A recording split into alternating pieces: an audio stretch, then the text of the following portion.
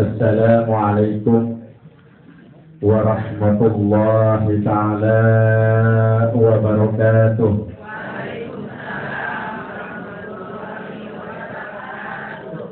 Alhamdulillahilladzi khalaqal azwaja kullaha mimma tunbitul ardu wa min anfusihim wa mimma la ya'lamun. Asyhadu an la ilaha illallah wahdahu la syarika lah wa asyhadu anna sayyidana wa nabiyyana Muhammadan abduhu wa rasuluhu alladzi la nabiyya ba'dah. Allahumma salli wa sallim wa barik ala sayyidina Muhammadin wa ala alihi wa ashabihi ajma'in. Ayyuhal hadirun, ittaqullaha haqqa tuqatih wa la tamutunna illa wa antum muslimun. Faqad qala Allah ta'ala fi kitabihil karim wa huwa asdaqul qailin. A'udzu billahi minasy syaithanir rajim. Bismillahirrahmanirrahim. Wa min ayatihi an khalaqa lakum min anfusikum azwajan litaskunu ilaiha wa ja'ala bainakum mawaddatan wa rahmah. Inna fi dzalika laayatin liqaumin yatafakkarun. Al-ayah wal ma'na wallahu a'lam bi muradih. Wa qala Rasulullah sallallahu alaihi wasallam, an-nikahu sunnati wa man raghiba an sunnati falaysa minni. Al-hadits wal ma'na wallahu a'lam bi muradih. Wa qala aidan fi hadithil ukhra, ya ma'syarasy syabab man istata'tumul ba'ata falyatajawwaz fa innahu aghaddu lil basar wa ahsinu lil farj. Al hadis wal ma'na wallahu a'lam bi muradihi, amma ba'd. Yang saya hormati al mukarram wal mukarramun, para alimul ulama, para asyatid, para hujaj, tokoh-tokoh masyarakat, aparatur pemerintahan, segenap hadirin wal hadirat rahimakumullah. Wabil khusus rasa tahniah saya sampaikan kepada Bapak Engkos dan Ibu serta keluarga besar yang insya Allah besok hari akan melangsungkan sebuah acara yang sangat sakral, yakni akdun nikah antara anak-anak beliau. Mudah-mudahan dalam prosesnya tidak ada halangan suatu apapun dan diberkahi oleh Allah Subhanahu wa ta'ala. Amin ya Allah ya Rabbal alamin. Puji dan syukur mari senantiasa kita panjatkan kehadirat Allah Azza wa Jalla,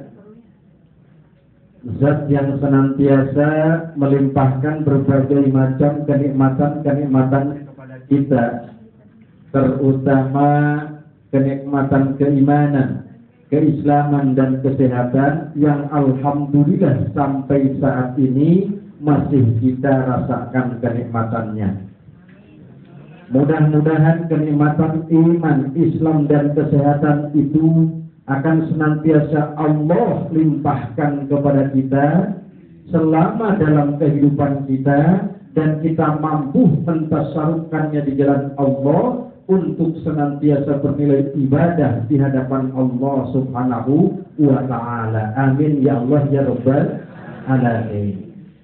Salawat ma'asalam ai makrunatan bita'lim, semoga tercurah kepada junjungan kita baginda yang mulia Rasulullah Muhammad sallallahu alaihi wasallam, para keluarga, para sahabat dan para pengikutnya, termasuk kita yang hadir di tempat yang berbahagia ini. Amin amin ya Allah ya Rabbal alamin.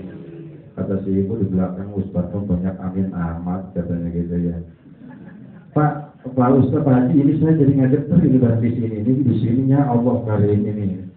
Punten ya, saya bukan ngeguruin, bukan ngajarin Pak ya. Kita mau belajar bareng, sharing-sharing saja, ngobrol-ngobrol, hitung-hitung, nitip doa ke keluarga besar Pak Bos yang mau menikahkan anaknya. Mudah-mudahan lancar, mudah-mudahan nanti dalam ijabnya tidak dan kabulnya tidak ada halangan yang berarti, serta Ananda siapa tadi? Ananda Miftah mampu minimal lancar ketika mengucapkan ijab dan kabulnya. Amin ya Allah ya Rabbal alamin. Pikiran saya tadi itu sudah akad itu, ternyata mah belum. Jadi nyantai aja berarti Miftah kalau begitu mah, karena tidak diburu-buru tamu pengen cepat-cepat pulang kan. Lain lagi kalau sudah akad mah ada tuh berlaruh gitu. Ibu-ibu hadirin sekalian yang saya hormati dan mudah-mudahan dimuliakan oleh Allah Subhanahu wa taala. Karena ini ngajinya ngaji pernikahan, maka barangkali sebetulnya ini mah nitip ajaran, nitip pujangan untuk Miftah. Tuh kan, pokoknya di hadapan Allah. Kalau kata orang Ciangkrek, daerah Sukabumi, lawan arek akad, nasuja, eta mekena banyak milik Allah ya Rabbal alamin. Sok ketupang ngariung bodi dia nih salahnya daripada hujan gitu. Sok mangga digeser Ustaz.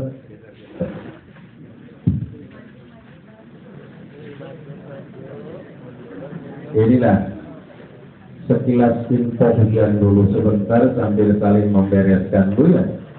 Bu, sehat tuh. Berapa bulan tidak melihat saya ya? Hah? Ada yang sudah kenal saya belum? Belum? Ini mah yang belum mah berarti memang tidak kenal saja. Padahal saya tuh memang tidak pernah muncul di TV. Hujannya jadi ini kan? Baik Bapak Ibu hadirin sekalian yang saya hormati dan mudah-mudahan dimuliakan oleh Allah Subhanahu wa taala. Ini mau nikah Bu. Nikah apa Bu? Nikah apa Bu? Ada anak muda di sini yang belum nikah lagi? Hah? Dong, siapa yang belum nikah?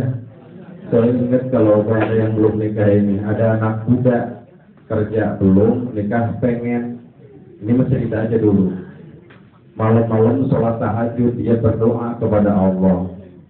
Ya Allah, ya Rabbana, berilah saya pekerjaan, ya Allah. Karena saya kalau nggak punya kerja, saya nggak bakal duit ya. Udah nggak bakal punya duit ya Allah. Berikan saya pekerjaan. Kata malaikat disampaikan ke Allah. Kata Allah, wis, wong orang itu mah nggak bakal dikasih, kamu mah pekerjaan. Ya Allah berilah. Kalau begitu kerjaannya nggak juga duit-duitnya aja, ya Allah. Dan sekarang mah kok kelihatan kadang-kadang mah senajan rupa ganteng itu murim mancung, bibini koneng, matanya lentik, awise tetep dia di boten rebe kikis magali. Boten kepengen ya Allah. Tolong ya Allah berikan saya duit. Kata Allah tidak, kamu mah tidak akan diberi duit ya. Ya Allah, kalau begitu saya mah pengen duit juga, pengen nikah ya Allah. Kalau begitu walaupun saya nggak dikasih pekerjaan, nggak dikasih duit, izinkan saya nikah ya Allah, datangkan jodohnya ya Allah. Kata Allah ya makanya kalau kamu nggak punya duit, nggak punya kerjaan, nikah juga nggak bakal jalan. Terus si anak tuh tetap baik berkedewong. Ayo berdoa kepada Allah. Ya Allah, kalaupun saya nggak jadi nikahnya, ya minimal mimpinya aja ya Allah. Katanya, ya sudah sama saja. Makanya kalau belum nikah ya sudah minimal mimpi aja dulu. Hadirin masyarakat muslimin rahimakumullah. Mahun nikah. Apa itu nikah? Mungkin kalau yang pojok ditanya apa itu nikah, ya nikah ma'atutat. Tadi nikah menikah saja kawin Ustaz. nikah betul nggak sama kawin? Atau ada anak bandel katanya enggak tuh Ustaz, hari nikah mah pakai surat, kalau kawin mah pakai ditelan si ibu yang di belakang saya.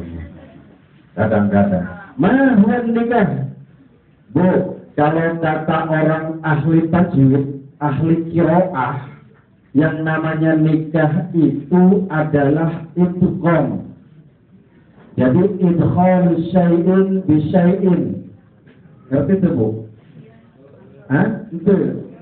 Idgham syai'in bi syai'in, masukkan satu persoalan ke persoalan yang lain, itu kan idgham. Ya. Idgham itu bacaan tajwid, jadi memasukkan tanwin atau nun mati di huruf yang di depannya, berarti dinikahkan. Jerat. Kemudiannya jeratnya doang sih rumah. Jerat masuk. Jadi itu idgham. Idgham itu kata ahli tajwid nikah. Di dapur ada golok, di sebelahnya ada sarungnya, dimasukkan, itu adalah idgham. Hukumnya maka dalam konteks itu nikah.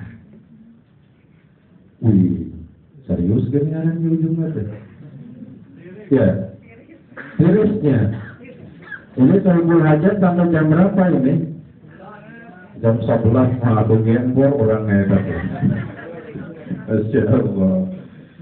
Nah, itu nikah kata ahli tajwid. Cuman kalau kata orang Sunda, ada orang Sunda di sini. Kata orang Sunda, nikah teh berasal dari bahasa kirata, Ibu. Apa kirata itu? Dikira-kira tapi nyata. Itu nikah itu.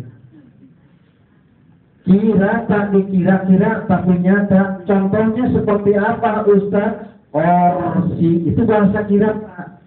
Artinya apa itu? Cokor di sisi orang duduk, nggak mungkin cokornya di tengah-tengah.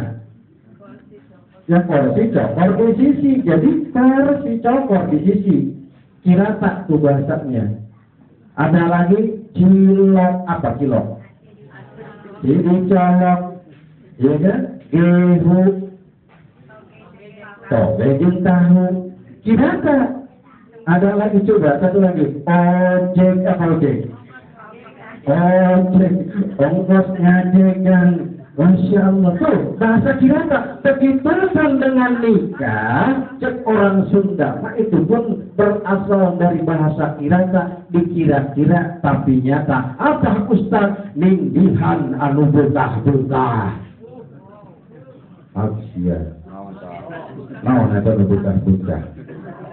Eta cucur Ibu, apem. Dia ada anak kecil, jangan sampai. Oh jangan, udah tuh kalau itu disensor aja dari tangannya. Nah itu kata kirata. Mahar nikah dalam syariat Islam. Apa itu nikah dalam syariat Islam? Ini kakarak nih maknanya. An-nikah kata ulama, yang namanya nikah itu adalah aqdun yatadammanu ibahata waqtin. Dan susah aku ini mah takut ada wartawan disangkanya saya pornografi, padahal memang kalau ngomongin nikah harus berawal dari sana. Nanti kita sampai ke hak dan tanggung jawab, apa tujuan dari nikah, nanti kita bahas ke sana. Sekarang kita berawal dari sana dulu.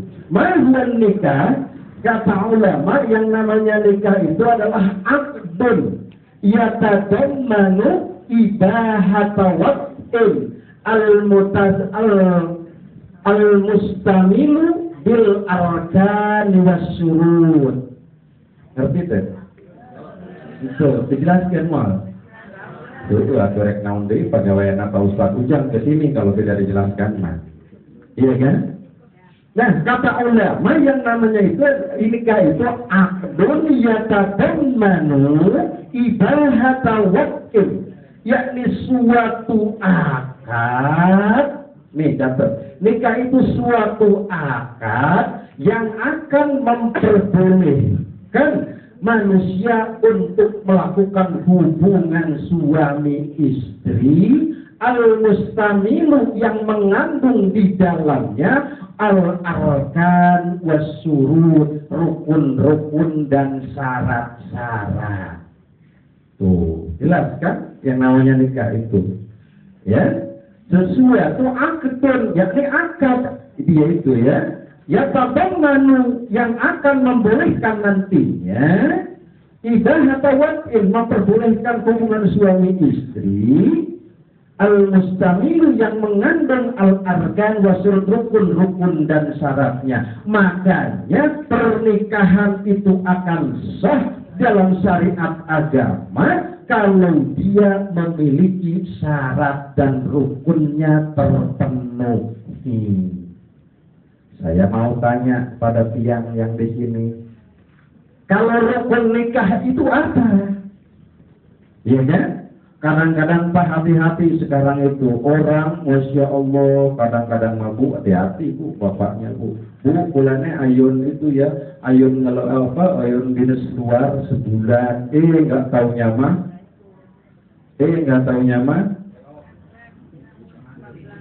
tuh.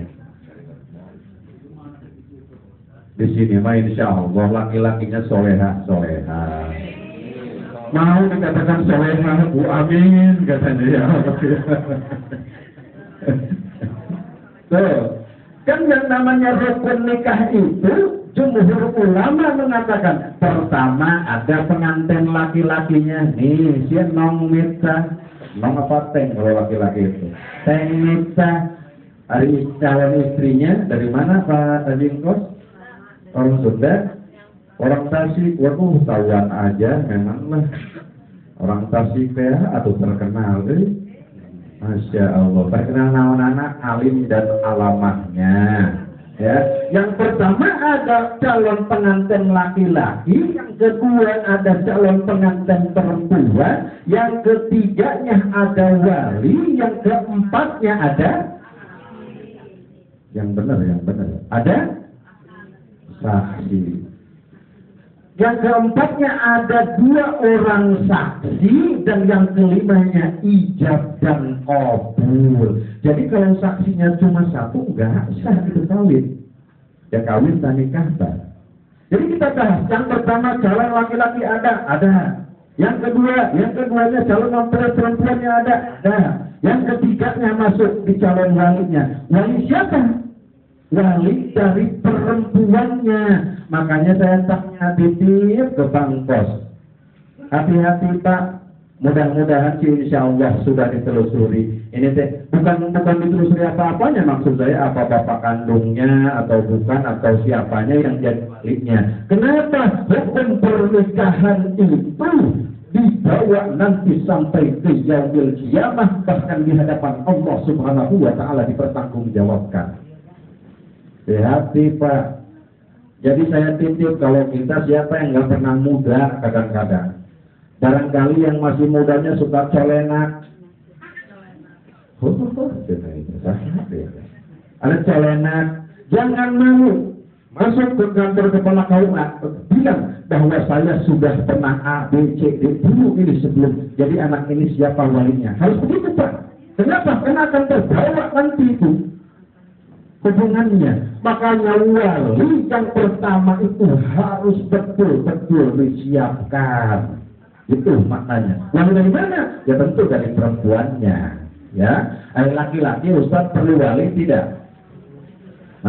Tidak usah, dia menikah sendiri juga nggak apa-apa. Lain juga. Jadi ada walinya. Walinya siapa? Terus ditelusuri bapaknya, terus kakak laki-lakinya, terus kalau ada adik laki-lakinya, terus ngerembet ke pamannya, terus ngerembet. Itu maknanya sampai kalau putus walinya, maka yang berhak menikahkan itu hakim. Siapa hakim itu? Kementerian Agama punya menteri. Turun ke bawah kepala kantor Kementerian Agama, turun ke bawah kepala KUA. Maka dia yang berhak untuk menjadi wali hakim, bukan sembarangan. Makanya Bu, saya tutup. Kalau ada bapaknya ngomong-ngomong udah rame-rame bahwa ke rumah saya sudah nikah sama siapa tuh perempuannya, barang ditanya siapa walinya, tuh Ustadz Anu, tidak sah itu perkawinan. Aduh, ujian diri ya alhamdulillahirabbil alamin. Ini takut kegedean suara saya, kalau mau volumenya dikecilkan, usut ke kuping tidak apa-apa, gitu ya. Memang maklum orang gunung, jadi kayak mengangkat kota pakai speaker, suaranya nggak bisa ketahan. Mohon. Jadi tadinya tadi itu nyari Australia bu. Nah, itu hati-hati ya. Yang namanya laki-laki kadang-kadang baru aja. Itu sih kalau di Cilegon mah tidak ada. Daerah lain kadang-kadang mah di daerah lain. Di daerah lain, Masya Allah, tiba-tiba eta perempuan bu, jangan salah. Sekarang itu di Cilegon lagi berkembang pemikiran. Ada sebuah golongan yang mengatakan kalau mereka bukan di lingkungan kita, maka dia itu tidak dibaiat, maka orang tuanya tidak berhak untuk jadi wali. Tapi yang jadi wali adalah golongannya saja. Astagfirullahaladzim, itu syahadat kembali itu. Ya, kata syahadat wali tidak sah itu perkawinan di hadapan Allah Subhanahu wa Ta'ala. Yang kedua, yang berikutnya adalah dua orang saksi. Ini arkan wasurutnya tadi tuh. Jadi kalau pernikahan tidak mengandung 5 faktor tadi, apapun juga, bagaimanapun juga, maka pernikahan di hadapan Allah tidak sah. Satu, mahal nikah. Apa itu nikah? Maknanya nikah itu adalah akad yang mengandung syarat dan rukun yang akan menghalalkan hubungan suami dan istri. Ada yang tanya tuh? Silakan. Tidak ada. Ini tuh banyak yang di dalam juga ya, Masya Allah. Itu tadi apa itu nikah? Ya. Jadi yang pengertian nikah itu seperti itu tadi. Kalau nikah tanpa wali, nikah tidak ada 2 orang saksi. Ini 2 orang saksinya juga, maaf, harus orang yang beriman kepada Allah Subhanahu wa Ta'ala. Kalau dia musyrik, tidak sah itu perkawinan. Tetap itu bu. Kalau dia musyrik di hadapan Allah, tidak berhak untuk menjadi wali pernikahan. Yang berikutnya, setelah tadi apa itu nikah? Lalu apa tujuan nikah? Ini masih datar dulu nih, Pak. Tujuan nikah apa, Pak? Iya tuh Ustaz, tujuan nikah mah biar malam-malam ada yang ngelonin. Benar nggak Pak? Pak? Benar nggak? Tujuan nikah biar malam-malam ada yang ngelonin. Tujuan nikah biar punya anak, betul tidak? Betul.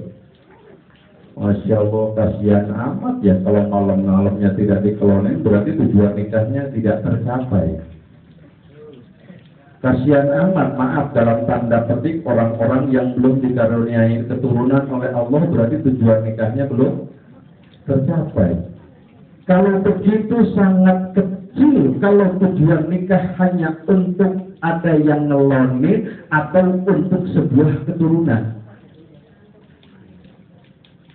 Betul tidak Bu? Lalu apa tujuan nikah? Tujuan nikah itu di dalam Al-Quranul Karim, dalam pengantar tadi saya ungkapkan dalam Quran surat Ar-Rum ayat yang ke-21 dijelaskan. Ada yang hafal Quran surat Ar-Rum ayat yang ke-21? Ada yang hafal tidak? Ada yang hafal tidak? Kalau yang ada hafal adalah peksa ya kayaknya ya. Ada yang hafal tidak? Masya Allah. Kadang-kadang di sini masukan, di sini orang-orangnya tawadhu, apalagi para ustadz yang di depan mah. Padahal udah biarin aja Pak Ujang dia ngomong aja sendiri kayaknya. Udah biarin aja. Ngomong enggak dulu deh nanti dulu aja. Biarkan aja Pak Ujang katanya. Percuma dia diundang-undang sama Pak Pos katanya gitu. Itu biarin aja. Mana tujuan dari sebuah pernikahan di dalam Al-Quranul Karim surat Ar-Rum ayat yang ke-21 Allah katakan wa min ayatihi an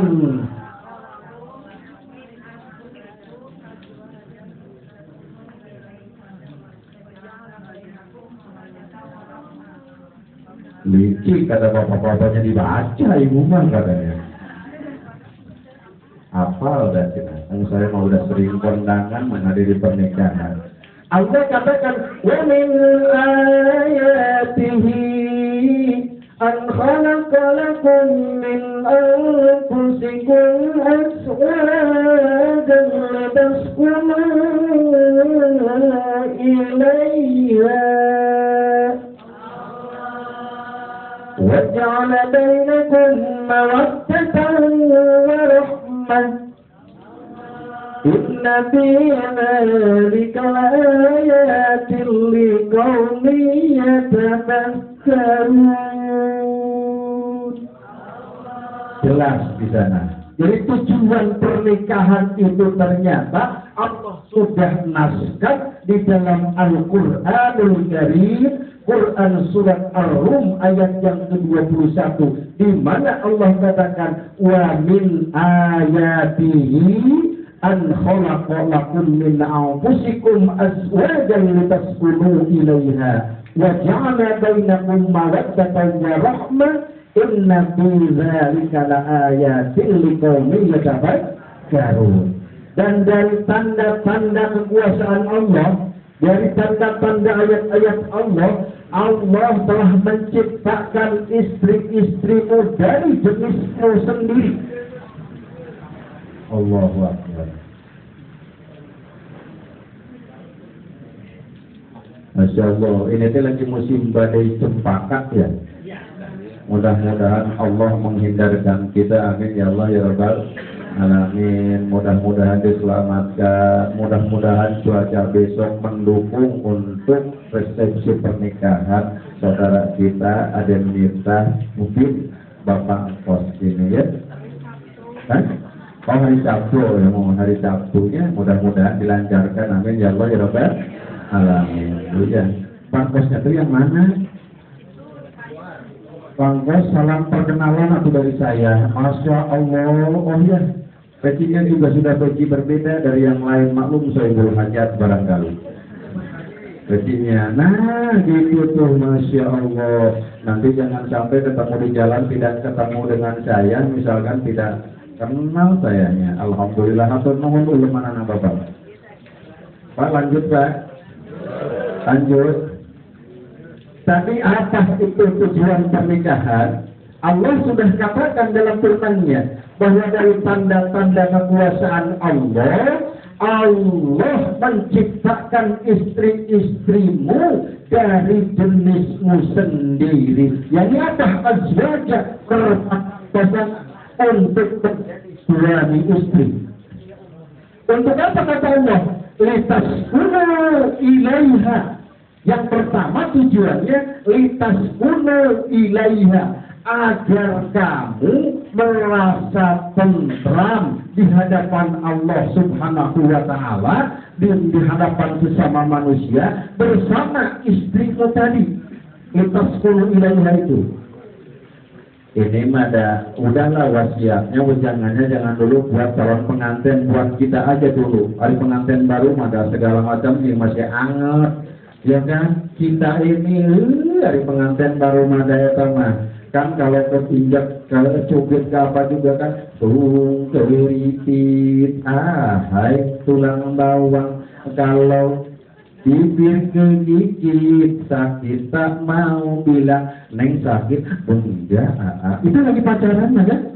Beda kalau sudah nikah 1 tahun 2 tahun, injek kakinya lagi campengan. Wah, mesti sium orang ngedilih amat.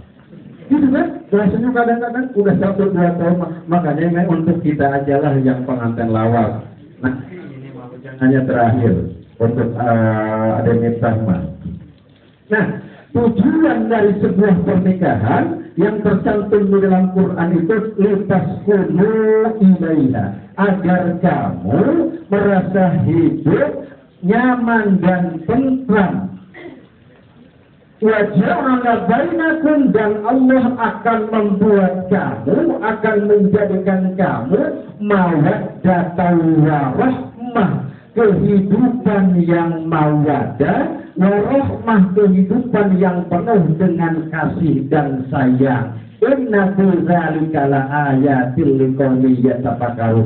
Itu adalah tanda-tanda dari Allah untuk orang-orang yang berpikir di hadapan Allah Subhanahu wa Ta'ala. Jadi kembali, tujuan pernikahan itu adalah untuk membuat manusia litaskunu ilaiha. Allah akan menjadikan kita tentram. Coba saja, coba. Ini ada nih anak muda belum nikah, dari sama ngeliat kebok dibedakin juga kan kayak jual, tiba belum kawin mah. Iya, barang udah lama, udah nikah biasa saja kan. Itu lain, lintas gunung itu di sana, biar tentram, biar nyaman. Makanya kalau ada yang masih istrinya sudah 4, misalkan masih lirik baik, kelewatan keduanya. Lucu gitu. Betul? Dia kata seperti sunat 7 kali. Masya Allah. Lintas gunung ilaiha wa ja'ala bainakum mawaddatan wa rahmah, dan Allah akan menjadikan kamu dalam kehidupan yang wadah warahmah, yakni tentram. Itu maknanya. Ini kadang-kadang kita tujuan pernikahan itu tercantum di dalam Quran surat Ar-Rum ayat yang ke-21 tadi. Dari sinilah muncul kalau kita mendengar orang-orang mendoakan mudah-mudahan keluarga itu sakinah, mawaddah, warahmah, itu sumbernya dari Quran surat Ar-Rum ayat yang ke-21 tadi. Litas kunu ilaiya, uskut diam. Litas kunu itu jadi sakinah, merasa nyaman, tentram. Maka menurut Sayyid Qutb, yang namanya kehidupan sakinah, mawaddah, warahmah itu adalah kehidupan rumah tangga yang nyaman, tentram, penuh kasih sayang di dalam menjalankan fungsi-fungsi dari rumah tangga. Ibunya ngeladenin suami, tidak ada keterpaksaan, nyaman, tentram. Pak, itu hujan? Oh, pakai itu ada itunya Pak ya, ya Allah. Karena yang dilihat ini yang pikiran saya kehujanan, Masya Allah, hebat amat kata saya. Kalau itu ternyata aman, ada ibunya, ada pangnya. Lihat depannya ya, padahal sudah 4 ini mata. Masya Allah. Saya ngerecepnya. Nah, itu tadi saya ngomong sampai kapan ya sebenarnya? Ngerecep katanya, Masya Allah. Lekas gunung tinggal agar tentram. Sok atuh di dalam, sok atuh ke sebelah sini gitu ya. Ini juga kosong kayaknya ini ya. Masya Allah. Bapak punten kalau saya kelihatan narsis pakai ini Pak. Kenapa? Karena saya itu ustadznya ustadz pemerintah Bu. Kalau saya pergi kemanapun dengan kekuatan majelis taklim atau pengajian, maka ini jadi bukti bahwa saya melaksanakan tugas. Jadi lain narsis Bu. Ya, punten saja. Ini satu sisi. Yang kedua, saya suka expose, saya suka upload ke YouTube. Kalau saya ngaji, berarti kalau di sini cuma 100 orang. Kalau saya sudah angkat ke internet, maka yang akan menyaksikan insya Allah dari Jawa Barat, dari Bali, dari semua akan melihat itu. Dan yang paling penting ketika saya mati, dia tetap hidup nantinya di awang-awang. Jadi mudah-mudahan itu jadi sedekah jariyah. Jangan sampai ibu-ibu usia sudah 70 tahun yang di-upload selfie, bikin selfie. Terus gitu mah pakai tank top doang, lagi tank topnya dia. Tank top doang, lagi auratnya diumbar kemana-mana. Aduh, itu sedekah dosa itu. Sedekah jariyah itu Bu. Jadi kalau ada sedekah jariyah, maka ketika anak perempuan kita, anak perawan kita, adik kita, saudara kita mengupload foto yang tidak bagus, kemudian dipasang di wall FB atau di Instagram atau di apapun, diumbar kemana-mana, dia mati, maka dosanya masih terus mengalir itu. Na'udzubillah summa na'udzubillah ini kelihatannya masih sepele. Makanya sebaiknya kalau mengupload foto yang lagi rapi, lagi gandeng sama suami, tidak apa-apa. Tunjukkan sakinah, mawaddah, warahmah. Itu. Ya sabodolah ngajinya kemana-mana aja. Yang penting mah ada masukan saja tadi ya. Itu satu. Jadi tujuan pernikahan itu sakinah, mawaddah, warahmah. Yang tercantum di dalam Quran surat Ar-Rum ayat yang ke-21 tadi. Dan menurut Sayyid Qutb di dalam tafsir Bidayatul Quran juz yang ke-21 dikatakan bahwa kehidupan sakinah, mawaddah, warahmah itu adalah kehidupan rumah tangga yang penuh dengan ketentraman, penuh dengan kenyamanan, penuh dengan rasa hormat, penuh dengan kasih sayang di dalam menjalankan fungsi-fungsi rumah tangga. Emang Ustaz fungsi-fungsi bukan fungsi saja. Fungsi rumah tangga itu banyak Bu. Ada fungsi biologis. Hati-hati. Fungsi biologis dah tuh Bu. Kalau bapak-bapak lagi fungsi biologisnya tidak terpenuhi, amukan daya Bu. Hati-hati, lain cerita, lain apa ini mah. Ada tetangga mungkin kehalangan 2 rumah dari rumah saya. Dari sama jam 2 malah ngetok ketel Bu. Iya, Allah alam kenapa? Oh barangkali haus kali pengen minum. Nah, menurut Sayyid Qutb dalam tafsir Bidalil Quran, kehidupan yang tentram, nyaman, tidak ada keterpaksaan dalam menjalankan fungsi rumah tangga. Kadang kan kalau dipikir coba, ibu tidak nggak baik-baik amat sebaik ibu ke suami sama adik. Ya, suami sekarang, ibu sudah punya suami, sekarang adik bajunya kotor, apa pernah kita cuciin, belum makan, apa pernah kita telepon? Tidak, bahkan siapa suami kita? Orang lain. Tetapi karena kita tentram nyaman sesuai dengan Quran surat Ar-Rum 21 tadi, apapun yang dilakukan suami, kadang-kadang kita terus memperhatikannya. Berarti itu sakinah, mawaddah, warahmah. Kadang-kadang kan begitu. Fungsi biologis, fungsi ekonomi, menjalankan kehidupan roda ekonomi keluarga. Bapaknya gajinya 5 miliar, ibu pos-poskan. Ini buat anak, ini buat mertua, ini buat mertua perempuan, ini buat sodako. Itu sudah, itu yang ngatur. Fungsi ekonomi di sana ada. Jadi banyak fungsi rumah tangga, fungsi pendidikannya. Fungsi pendidikan juga ada di dalamnya. Bagaimana kita memasukkan anak ke pesantren, bagaimana memasukkan anak ke dunia pendidikan, itu adalah fungsi dari rumah tangga. Nah, sakinah, mawaddah, warahmah itu adalah kita menjalani semua itu penuh dengan rasa tentram, nyaman, tidak ada keterpaksaan sama sekali. Bu, ngantuk ya? Enggak. Dingin, waduh ini mah enakan minta ini nanti malam minggu ini. Masya Allah. Itu adalah kehidupan rumah tangga yang sakinah, mawaddah, warahmah. Kadang-kadang kita jauh ke sana mikirnya. Kehidupan sakinah, mawaddah, warahmah itu adalah kehidupan yang harus kita tempuh dan kita perjuangkan. Kalau itu tidak kita perjuangkan, Masya Allah, tidak mungkin akan tercapai keluarga yang sakinah, mawaddah, warahmah. Di antaranya. Dan menurut Imam Al-Ghazali, kadang-kadang yang namanya sakinah, mawaddah, warahmah itu gampang diucapkan. Jangankan Ben Miftah yang baru mau membangun rumah tangga, kita saja yang sudah puluhan tahun, belum tentu keluarga kita itu sakinah, mawaddah, warahmah. Betul. Tidak gampang, karena itu perlu pengorbanan, perlu ketersediaan masing-masing untuk melaksanakannya. Lalu Ustaz, bagaimana caranya agar kehidupan rumah tangga saya sakinah, mawaddah, warahmah? Ini menurut para ulama, tapi saya coba terjemahkan saja.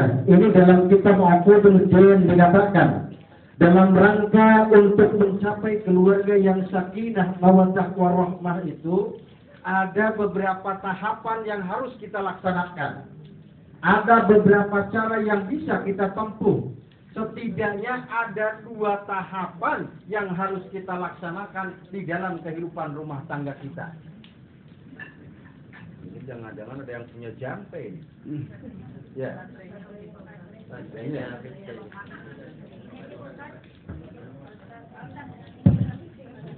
Kenapa? Oh ini juga barang dimatiin bagus lagi. Ya nanti lagi gantian tuh ya. Nah, menurut para ulama ini dikatakan dalam kitab Uqudul Jin karya Syekh Dawawi Al-Bantani, bahwa keluarga sakinah, mawaddah, warahmah itu tidak bisa seperti Abah Tarno ketika sulap. Sim, salah, tim, abrakadabra, tolong dibantu ya, jadi keluarga sakinah, keprok keluarga sakinah tidak. Ustaz gampang jadi keluarga sakinah mah. Saya merencanakan saja punya anak 3, yang satu namanya si Sakinah, yang kedua si Mawadah, yang ketiga namanya si Rohman. Ya bisa sakinah mawaddah warahmah, syukur alhamdulillah. Tapi jangan sampai gara-gara ngambil nama anak dari Al-Quran, dasar si Jahannam, dasar si Lahab, dasar si Jahal. Jangan sampai.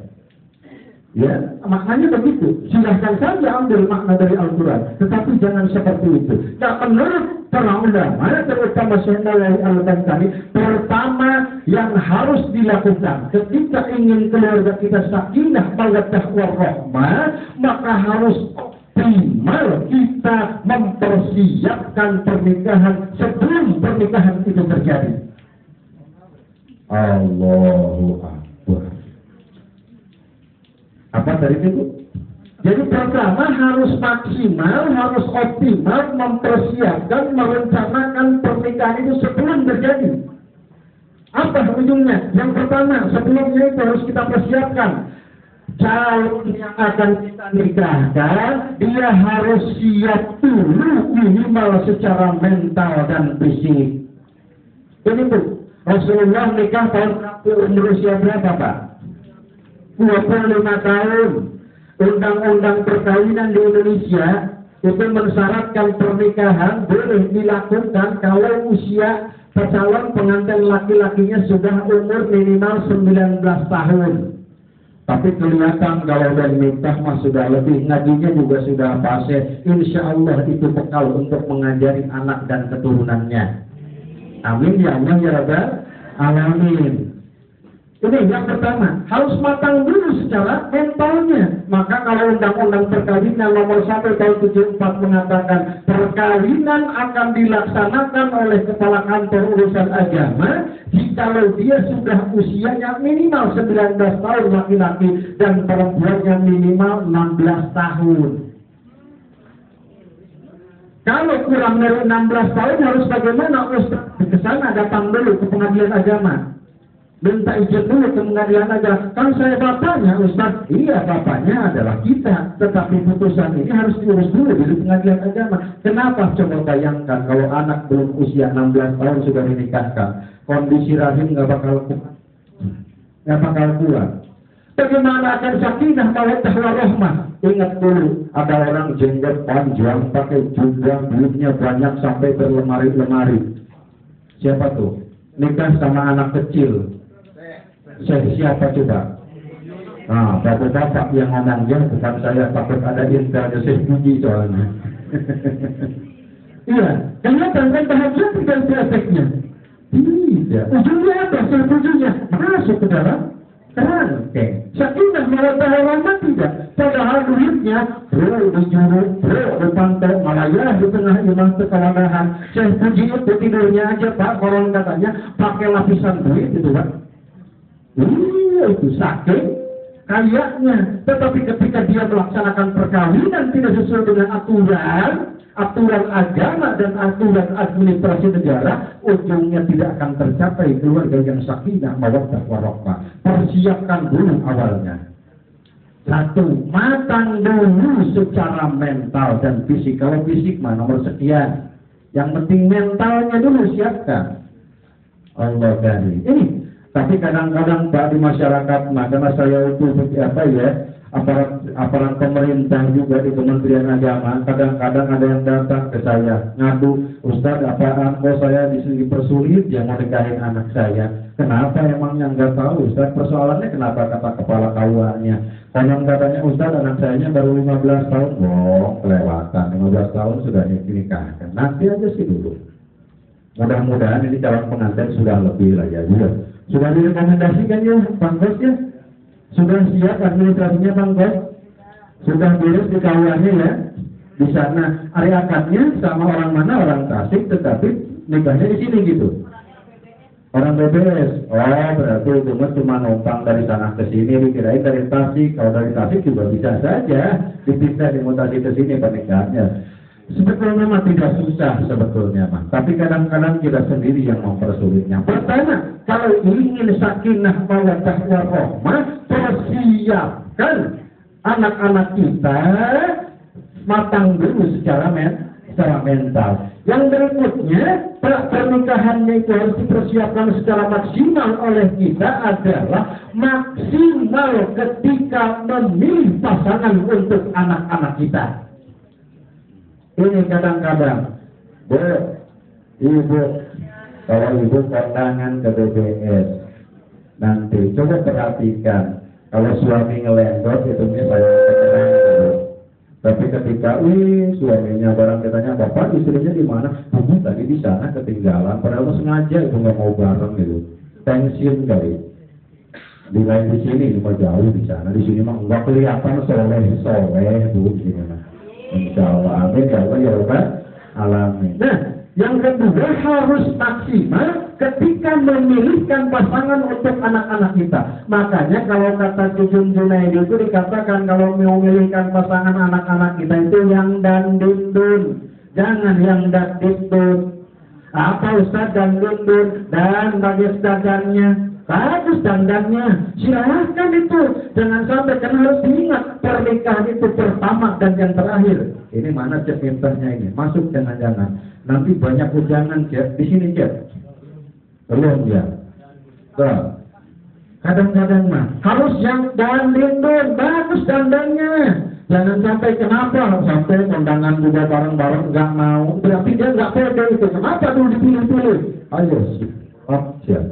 Tuh. Dan bagus dandan, dan bagus agamanya, dan bagus dunianya. Silahkan itu pilih. Jangan yang dapet-dapet. Apa yang dapet-dapet? Dapet adat, duit medit, duit rambut, samudut, bau hitut. Jangan itu. Masya Allah, kadang-kadang ini. Maka harus maksimal sehingga Rasul katakan tenkihul mar'ah, nikahi perempuan itu atau laki-laki itu lijamalina, silakan pilih yang paling cantik menurut kamu, pilih oleh kamu. Tetapi sebelum pernikahan itu terjadi, tetapi ketika sudah angkah tuka wajawes tuka, saya terima nikahnya si fulanah binti fulanah dengan mas kawin anu, dibayar anu, maka sejak saat itu tanamkan dalam diri kita pertama dan yang terakhir buat kita. Itu satu. Ijamaliha. Lalu yang keduanya, wali nasabiha, kata Rasulullah. Dilihat dulu ini anak siapa. Tapi kadang-kadang hari di kampung saya di Sukabumi, kadang-kadang ada orang kota datang gitu. Pak, saya udah melihat serius ini ke rumah kesini itu. Mau ngapain adiknya? Saya mau membangun hubungan dengan anak bapak. Ditanyanya apa coba zaman sekarang mah? Emang adiknya kerjanya di mana? Gajinya berapa? Astagfirullahaladzim. Jangan seperti itu dong. Karena Rasul katakan lijamaliha walinasabiha walimaliha, boleh itu dipikir. Dan yang keempatnya walidiniha, karena agamanya harus kita punya ukuran. Karena agamanya lah anak kita akan kita nikahkan dengan yang bersangkutan. Kadang-kadang kan begitu bu. Makanya untung kalau punya calon mengantin laki-lakinya bisa ngaji. Masya Allah, kelihatannya sepele bu.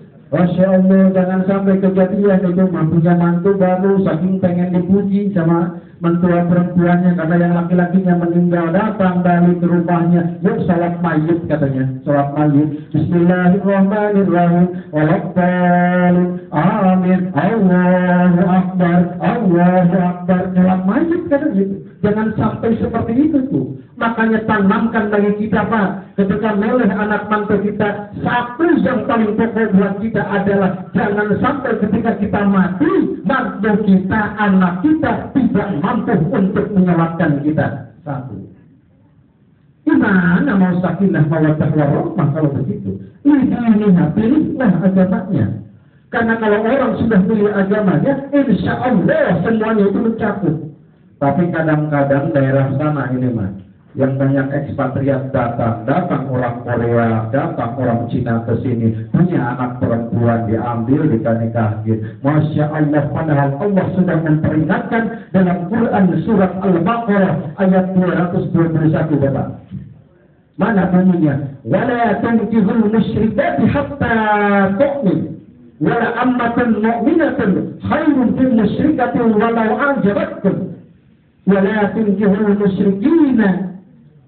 Dan jangan engkau nikahkan pula anak laki-lakimu dengan orang-orang yang musyrikah, karena hakikatnya hamba sahaya yang hitam legam itu lebih mulia daripada orang-orang kafir. Engkau nikahkan anak-anakmu dengan mereka, hakikatnya kamu menyebarkan anakmu ke dalam neraka. Na'udzubillah summa na'udzubillah min dzalik. Dibuka Quran surat Al-Baqarah ayat yang ke-221. Di sana dikatakan, ini sudah pada ngantuk jam 8:30, baru setengah jam pada halaman. Lanjut Bu, lanjut Bu ya. Masya Allah, ini memang cuacanya cuaca morongkol ya, sudah dipaksa-paksa juga susah. Ini memang cuaca morongkol. Ya sudahlah, minimal kita sampai jam 11 saja ya.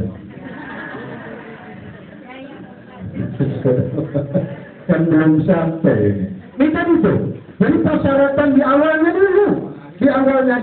Kata Allah, jangan kau nikahkan anak-anak perempuanmu dengan laki-laki yang musyrik, jangan. Maka acuan pertama kita tanya dulu, antum Islam? Ya, berarti itu sudah masuk seleksi berikutnya. Yang pertama yang harus ditanamkan oleh kita adalah lidiniha, karena agamanya tadi.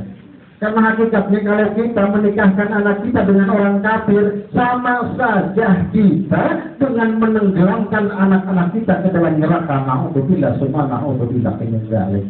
Jangan silau dengan dunia. Ustaz kan kalau yang dari luar mau duitnya juga banyak, mobilnya mewah, bajunya juga pokoknya masa alhamdulillah begitu ya. Na'udzubillah, jangan sampai. Ini hakikatnya kata Allah. Sesungguhnya Allah itu sangat tahu apa yang kamu pikirkan di sana. Jadi kembali, Allah hujan diri, Allah, amin, amin, ya Allah, ya Rabbal Alamin. Mudah-mudahan ini berkah di hadapan Allah Subhanahu wa Ta'ala. Amin, ya Allah, ya Rabbal Alamin. Ini malam Jumat tuh ya. Malam Jumat itu identik dengan apa katanya? Hah? Oh, dengan air, katanya Pak, itu warna hujan.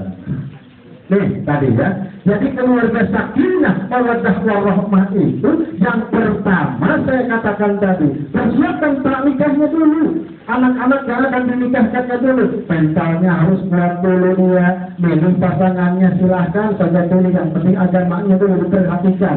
Lalu yang berikutnya, lakukan pernikahan itu sah secara agama dan sah secara administrasi negara. Kenapa demikian Bu? Ibu kalau pangkos kan mempelai laki-laki sama calon besannya misalkan datang ke sini, dia bawa 2 orang saksi, ya pangkosnya datang, pengantin perempuannya datang, dibawa ke sini, dinikahkan sama orang tua perempuannya itu langsung di sini, sah tidak? Sah tidak? Yuk yang sah, cung yang sah, sah tidak? Tidak. Nih kasusnya begini, ini rumah pangkos punya minta, ya. Kemudian calon mempelai perempuannya besok datang ke sini, bapaknya sama bawa saksi 2 orang, dinikahkan, nikah sama anaknya besok sama bapaknya di sini, sah tidak? Nah itu maknanya seperti itu harusnya. Itu sah secara agama. Tetapi kalau tidak dicatat di kantor urusan agama, nanti ke depannya nikah bilang, enggak, saya nggak pernah nikah, apa buktinya? Lahir anak kemudian mau sekolah, dia mau masuk ke sekolah, ditanya akte kelahirannya, mana surat nikahnya? Ya kan? Mau berangkat haji, bikin bisa. Apa? Bisa? Oh bisa, ya. Pergi ke sana ke imigrasi mau bikin paspor, bisa tidak? Tidak. Ada kemungkinan nanti misalkan nikahnya ting-ting naudzubillah meninggal dunia, dia sudah punya anak, harus harta waris, anaknya dapat nggak harta warisan? Tidak. Ini maknanya. Kalau mau sakinah mawaddah warahmah, maka minimal harus sah secara agama dan tercatat di kantor urusan agama. Artinya sah dalam pengertian sah secara administrasi negara. Untuk kepentingan siapa? Perempuan. Itu yang dirugikan itu kalau nggak dicatat itu perempuan. Waduh, kalau nggak punya surat-surat kan enak aja. Ustaz mau kemana? Mau ke Bandung, mau ngapain? Ada ceramah, kebetulan 3 titik ceramahnya. Kebetulan istri saya nggak punya surat nikah, kan saya enak aja berarti ke sana berangkat juga. Mengaku masih apa? Bujangan. Ya mantep kan? Karena tidak ada buktinya. Tetapi ketika sudah ada surat nikah, maka itulah syarat mutlak ketika sesuatu akan ngurus untuk urusan-urusan administrasi. Silakan. Lanjut. Sok jangan ada dusta di antara kita. Lanjut. Kalau itu hujan, oh iya saya belum anak kata, anak helikopter dirinya, jadi mulai tadi itu. Ya. Jadi itu tadi. Kadang-kadang kita mikirnya jauh-jauh, ya Allah, jadikanlah keluarganya sakinah, mawaddah warahmah. Tetapi tidak dibentengi dari awal oleh kita. Mustahil keluarga sakinah itu akan tercapai, mustahil dia hidupnya akan tentram nanti di kemudian hari. Ini yang pertama, ketika kita ingin keluarga kita itu sakinah, mawaddah warahmah, maka persiapkan secara matang di awal proses pernikahannya. Yang kedua, kalau ingin keluarga kita sakinah mawaddah warahmah adalah kita harus komitmen, kita harus pahami, kita harus jalankan yang menjadi hak, kewajiban dan tanggung jawab masing-masing di dalam rumah tangga. Itu. Kalau ingin keluarga kita sakinah mawaddah warahmah, yang kedua, akadnya sudah beres, maka masing-masing harus sudah komitmen sejak akad dilakukan itu. Sudah masing-masing sudah pegang janjinya. Maka kata Syekh Nawawi Al-Bantani, kalau mau keluarga itu sakinah, maka harus tahu hak dan tanggung jawab masing-masing. Ketika berbicara hak dan tanggung jawab di dalam keluarga, maka bisa dibagi ke dalam 3 bagian. Pertama, hak dan kewajiban yang menyangkut hubungan berdua yang harus dilakukan oleh berdua. Apa? Yang pertama, husnul muasyarah. Ketika kita menjalani kehidupan rumah tangga, maka keduanya harus husnul muasyarah, harus melakukan pergaulan yang bagus, kata-kata yang bagus, ucapan yang bagus, karena itu adalah husnul muasyarah. Kan itu tadi saya katakan, kalau dulu Masya Allah 5 tahun setelah menikah, 10 tahun setelah menikah, 15 tahun setelah menikah, kadang-kadang kan berbeda. Maka di sana ada husnul muasyarah, bagus pergaulan. Tadi dikatakan, hari lagi baru 1 tahun menikah, tentu juga masih ditahan-tahan aja depan laki itu. Berada saja. Orang kalau sudah 5-10 tahun sengaja ada laki-lakinya yang ngurus kunyung mah. Allah karim, ini tidak husnul muasyarah kadang-kadang. Maka harus itu. Kalau dulu mungkin 1 tahun pernikahan pertama manggilnya juga mama. Sudah masuk ke 5 tahun mah ya Allah kayaknya mah ini kurang romantis ini. Tingkatin jadi ayah. Iya, udah 15 tahun bebek. Jadi harus ada peningkatan itu. Kalau tidak seperti itu, maka tunggu saat kehancurannya.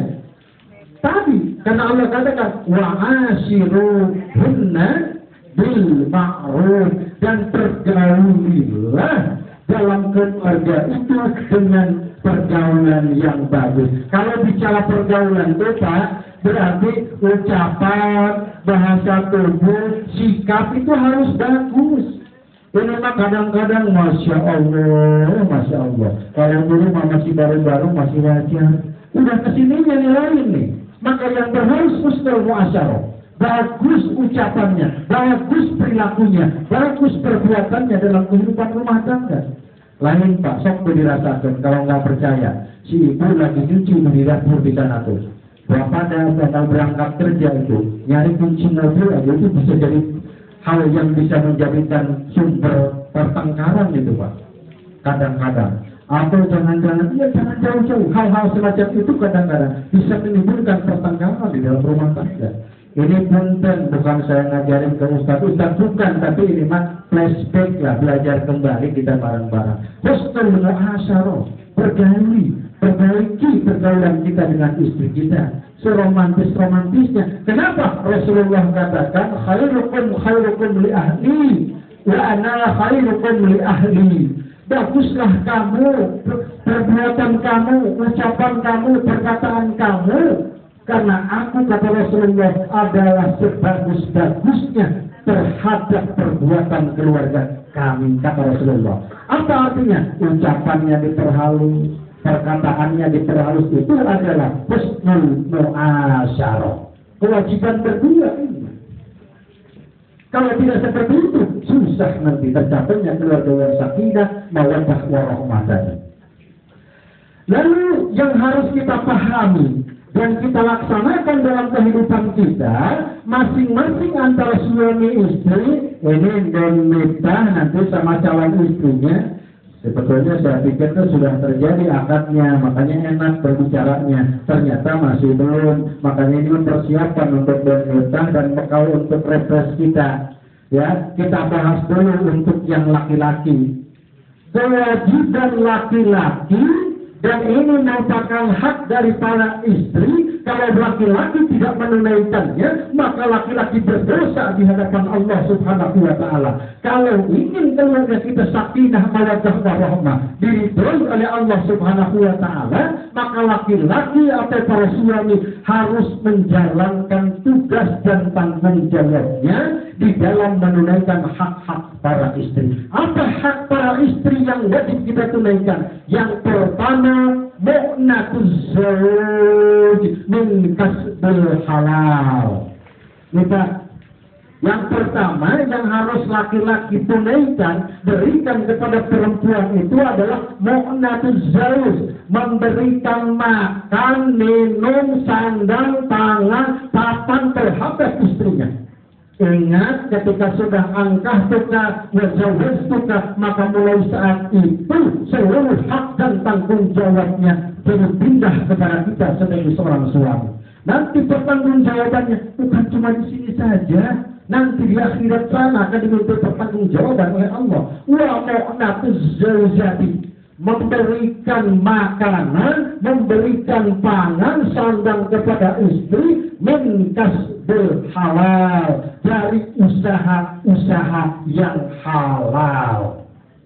Ingat tak, Allah katakan dalam hadis Rasulullah Sallallahu Alaihi Wasallam, jikalau seorang bapak memberikan rezeki yang tidak halal kepada anak dan istrinya, maka hakikatnya darah yang mengalir di dalam tubuh anak dan keluarganya adalah darah api neraka. Na'udzubillah summa na'udzubillah hinin. Ini Pak, mu'natuz zawjah dan kasbil halal.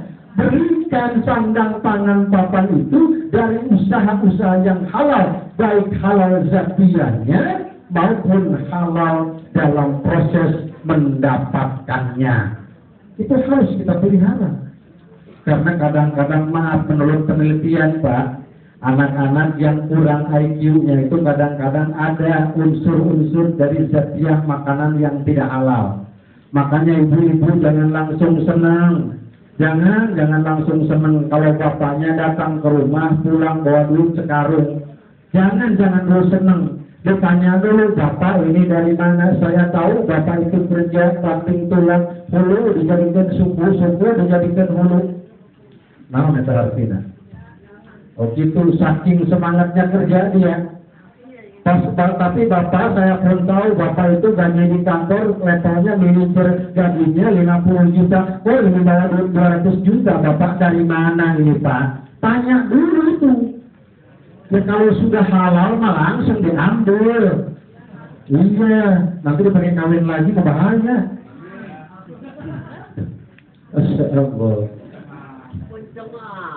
Tuh, orang kawin maning mah kenceng amat.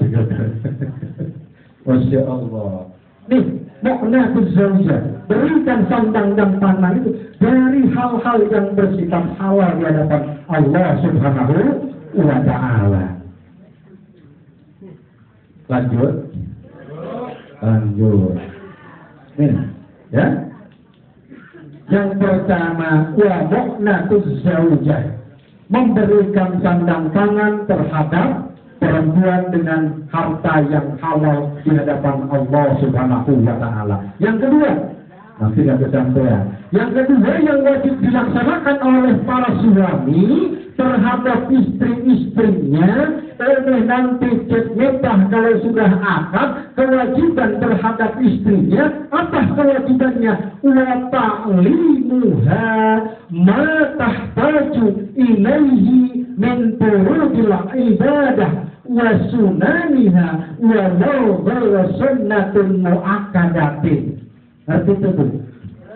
Itu dikatakan menurut ini, yakni kewajiban para suami terhadap istri itu adalah ta'limuha, mengajari istri, wa ta'limuha ma tahtaju ilaihi, apa yang mereka butuhkan, ya, wa tahtaju ilaihi min furudil ibadah, dari fardu ibadah, wa sunaniha, dan sunat-sunatnya, walau ghairu sunnatin mu'akkadatin, walaupun itu tidak termasuk pada sunat muakkad.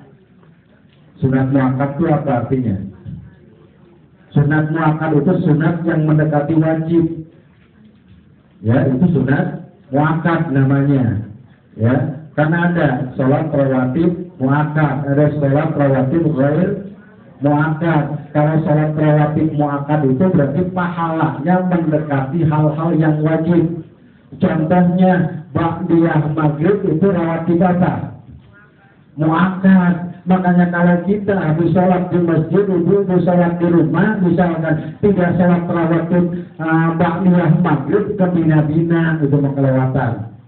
Jangan sampai itu tambahannya karena mendekati wajib.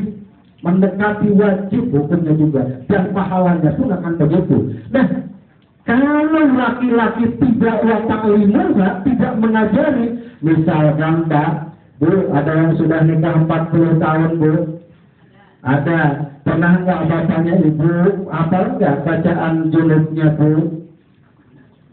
Ada nggak ngajarin? Ada nggak ngajarin? Enggak berarti jawab. Dan dari sebelah sini, Pak, pernah nggak ngajarin ke ibu-ibunya? Sudah bisa belum doa junub? Misalkan, sudah. Kalau sudah, insya Allah sah di hadapan Allah. Tetapi ketika belum, Masya Allah. Ingat Pak, Bu, ini takut keburu lupa.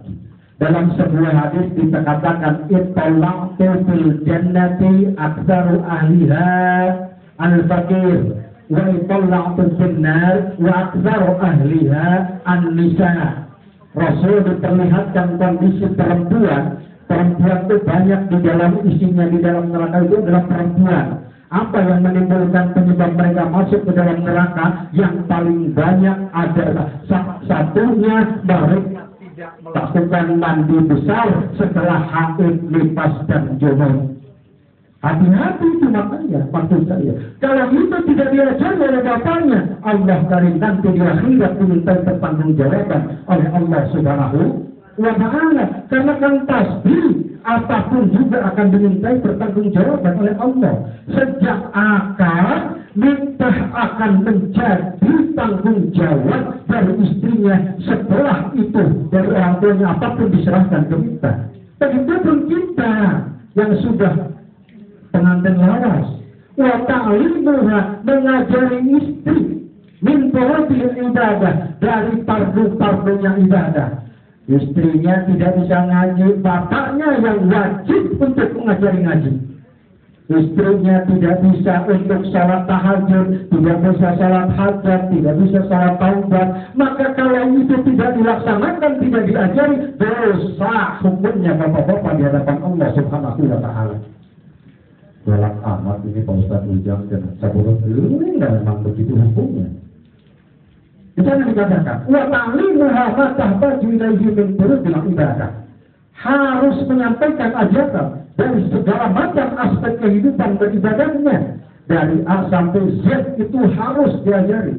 Ustadz, bagaimana kalau saya tidak bisa? Gitu ya, Pak. Kadang-kadang kan Ustaz boro-boro kesampaian, tenaganya juga sudah habis dipakai kerja siang-siang. Ya minimal ada majlis taklim, disuruhlah datang ke majlis taklim. Itu adalah salah satu cara kita untuk merusakkan diri di hadapan Allah Subhanahu wa Ta'ala. Kewajiban seorang suami yang pertama mu'nabuz zawj, ini ya, min kasbul halal. Yang keduanya wa ta'limuha ma tahtaju ilaihi, mengajarinya. Dan yang ketiganya tarikut dayus. Pak ngantuk tuh ya? Iya. Masya Allah, berarti sangat pangkos. Ini sudah jam 9, tadi janjinya sampai jam 11. Saya mah sekarang serahkan saja ke Sohibul Hajat ini teh. Sok mangga, mau dibereskan atau sudah atau teruskan? Sudah. Ini belum untuk perempuannya, Pak. Ini baru untuk laki-laki. Ya. Tarikut dayus sebentar ya. Saya tuntaskan walaupun pakai kilatnya kilat ekspres. Ya. Perangkonya perangko ekspres. Tarikut dayus itu Bapak, dayus itu kalau istri melakukan kemaksiatan tidak ada rasa benci di dalam hatinya. Istrinya mastur baik, istrinya kemana-mana tidak pakai kerudungan, istrinya membuka aurat, istrinya melakukan maksiat, istrinya tidak sholat, istrinya tidak ngaji, bapak-bapak tidak ada sakit hati di dalam hati, maka itu sudah dayus hukumnya. Orang dayus hukumnya haram masuk surganya Allah Subhanahu wa Ta'ala, bahkan mencium bau surganya pun tidak akan diberikan oleh Allah Subhanahu wa Ta'ala. Minimal ada rasa ngeri di hati ketika istri kita, ya Allah hati-hati. Itu artinya apa? Tadi muasyarah bil ma'ruf tadi, saling komunikasi tadi. Apapun juga harus dipertanyakan karena memang semua menjadi tanggung jawab dari laki-laki. 1, 2, 3 itu untuk laki-laki. Dan untuk perempuannya, yang pertama yang harus dilaksanakan oleh para istri terhadap suami, nanti saudara minta mendapatkan pengabdian dari istrinya. Yang pertama, ta'atuz zawj bil ghairi maksiyah. Taatlah kepada suami apapun yang diperintahkan oleh suami, selama suami tidak menyuruh kepada kemaksiatan, maka wajib hukumnya diikuti oleh ibu-ibu sekalian. Kalau itu tidak dilaksanakan, dosa di hadapan Allah Subhanahu wa Ta'ala. Yang namanya taat terhadap suami itu al-nafsu bil bait bi ghairi idniha. Diam di rumah kalau suami melarang ibu keluar. Ayo, siapa bodoh aja, galak saja. Undang dulu, siapa mau hayat ya Allah. Nih, kalau aku sampai, lalu bisa berita diam di rumah. Kata-katanya, itu udah jangan pergi. Sudah diam saja, tidak usah kemana-mana. Ya. Sebentar doang, katanya usia naik gopa. Ini hukum dasarnya dalam prakteknya bisa dikomunikasikan dengan husnul muasyarah tadi. Tapi yang jelas, yang namanya taat terhadap suami itu, yang salah satunya adalah wajibul bait ghairi idniha. Kalau suami ngelarang pergi, udah jangan. Bahkan dikatakan suami ngelarang puasa sunnah saja, kalau suami punya kebutuhan, maka berhak untuk dibatalkan puasanya. Itulah bahkan Rasul katakan, seandainya sujud terhadap manusia itu diperbolehkan, kata Rasulullah, maka akan aku perintahkan perempuan untuk bersujud kepada suaminya. Tapi memang tidak diharuskan, tidak diperintahkan dan tidak boleh. Sehingga di sana makanya, tapi ya, yang maknanya itu Allah bisa perintahkan. Terus kemudian apa? Wasyanatu nafsiha, menyerahkan semua jiwa dan raganya terhadap suaminya. Itu sudah jelas kalau aturan agama. Tapi kadang-kadang kita setengah-setengah saja tuh.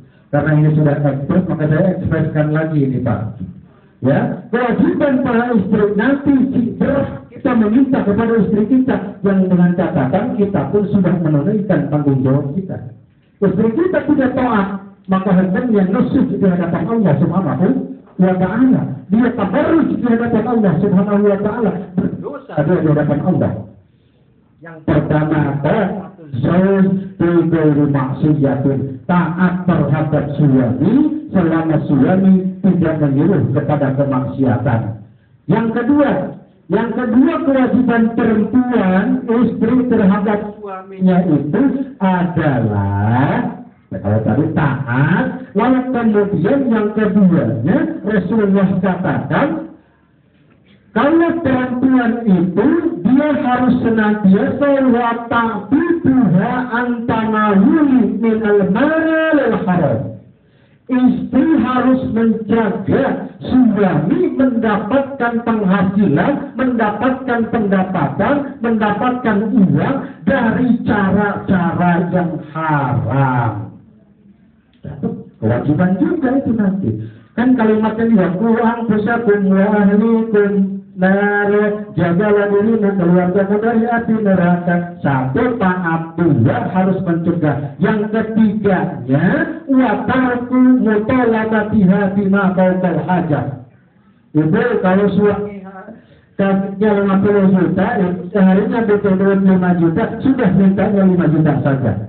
Itu namanya wa tarku mutalabatiha bima fawqal hajat. Tidak boleh meminta segala kebutuhan sehari-hari kepada suami melebihi batas kemampuan dari suami. Yang berikutnya adalah wa'adamu kibtiha ala haidiha, dan jangan berbohong tentang kondisi haid kita terhadap suami. Ini mah lagi suami kepengen, ibu bilang pak lagi haid pak, dosa di hadapan Allah Subhanahu wa Ta'ala. Dan terakhir yang paling pokok adalah Rasul katakan, khairun nisa imra'atun, bagus-bagusnya perempuan itu adalah idza nadarta syarratka, apabila laki-laki atau suaminya melihat istrinya maka bergetar hati suami. Ini Rasulullah yang katakan, idza nadarta syarratka, apabila suami melihat kamu maka bergetar. Munculkan itu, siapkan itu. Suami dari mana-mana, jangan kitanya rapi, jangan ini mengelek-lek dari depan rumah, depan pintu. Suami datang sambil ada itu namanya ngacai, batu. Ini maknanya, ya? Itu tadi. Kata Rasulullah, khairun nisa imra'atun idza nadarta syarratka, apabila suami melihatnya maka dia akan bergetar hati suami itu melihat suami. Jadi yang di luar malelak, pokoknya malah tidak ada apa-apanya. Yang kedua, kata Rasulullah, wa'in amartaha atau akta, maka kalau suami menyuruh istrinya maka dia akan mengikutinya apapun itu dilaksanakan. Wa'in jibta anha hafidhatka min malika, kalau suami tidak ada maka dia akan menjaga kehormatan suaminya. Jangan sampai suaminya suka ngorok tidurnya sampai ke kampung lain. Manggilnya dari siapa? Ya dari istrinya lah. Yang saya tahu suaminya ngorok siapa selain istrinya. Sampai ke sana, si bapak anu mau tidurnya itu loh ngecembur. Kata siapa? Dia kata dia. Dia kata dia. Allah karim. Hati-hati. Di sini dikatakan wa'in jibda'anha hafidhatka min malika wa nafsiha. Maka perempuan yang ahli surga, perempuan yang mar'atus itu, istri yang soleh itu, apabila suami yang melihat dia maka bergetar. Apa suami yang memerintahkan dia maka dia akan taat. Dan kalau suaminya tidak ada maka dia akan menjaga kehormatan suaminya, kehormatan keluarga besarnya, dan kehormatan harta dan kekayaan suaminya. Itu saja barangkali kelihatan kalau lampu mah sudah 5 watt. Bahkan kalau kita ada pengajian duduk nangis nunggu baik, lamun tema ustad esok butak kita buat lagi sama sudah beres katanya mah. Ada botol segede ini diisinya airnya sebetulnya gede maka akan tumpah, percuma saja. Tapi insya Allah mudah-mudahan bukan banyak dan sedikitnya ilmu yang kita dapatkan dalam kesempatan ini, tetapi kemauan kita duduk di sini, insya Allah itu akan menjadi saksi nanti di yaumil qiyamah. Amin ya Allah ya Rabbal alamin. Sebagai penutup barangkali, mari kita bermunajat kepada Allah Subhanahu wa Ta'ala. Mudah-mudahan keluarga yang akan dibangun oleh anak kita, Ananda Miftah bin Bapak Engkos dengan Bulanah binti Bulan, insya Allah Allah akan membarakahkan.